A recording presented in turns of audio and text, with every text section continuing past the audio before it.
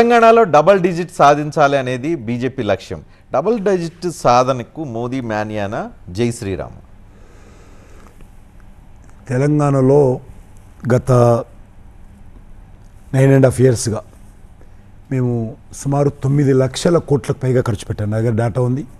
నేను 3.5 గంటల పాటు ఆర్టీసీ కళ్యాణ మంటపంలో జర్నలిస్ట్ అసోసియేషన్స్ పెద్దలను, నాగేశ్వరరావు లాంటి రాజకీయ విశ్లేషకులను, ప్రముఖ మేధావులందరినీ పిలిచి 3.5 గంటల పాటు డాక్యుమెంట్స్ సహా తెలంగాణకు మోడీ గవర్నమెంట్ వచ్చినాక ఏం చేశాం, యూపీ హయాంలో తెలంగాణకు వచ్చింది, మోడీ గారు వచ్చిన తర్వాత తెలంగాణకి ఏం చేశాము, అది జాతీయ రహదారులు కావచ్చు, గ్రామ పంచాయతీల అభివృద్ధి కావచ్చు, రైతు వేదికలు కావచ్చు, లేకపోతే రైల్వే నెట్వర్క్ కావచ్చు, ప్రతి ఒక్కటి పరిశ్రమలు కావచ్చు, అవన్నీ ఇచ్చాము మేము.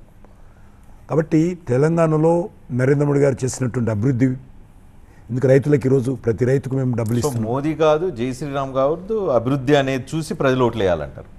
నా ఒక్క ఓటుతో నాలాంటి కోట్లాది మంది మహిళలు లక్షాధికారులు అయ్యారు.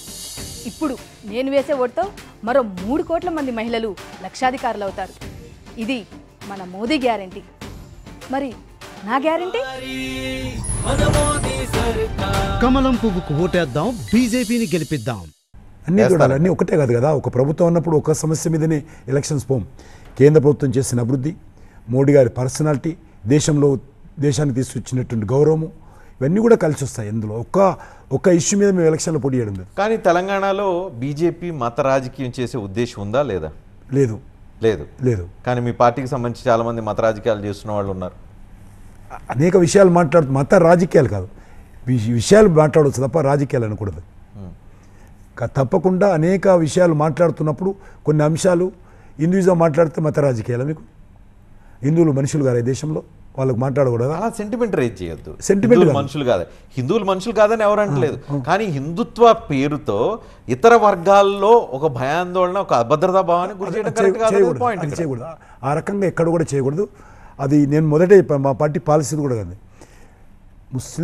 మేము ముస్లిం గురించి, మా ముస్లిం మతం గురించి మాట్లాడాలా, క్రిస్టియన్ మతం గురించి మాట్లాడాలి, హిందూ మతం గురించి మాట్లాడాలి, అన్న గొప్ప విషయాలు మాట్లాడాలి. నా ఒక్క ఓటుతో ఇంటికి ఉచిత రేషన్ వచ్చింది. ఇప్పుడు నేను వేసే ఓటుతో 5 ఏళ్ల పాటు ఉచిత రేషన్ వస్తుంది. ఇది మోదీ గ్యారంటీ. మరి నా గ్యారంటీ?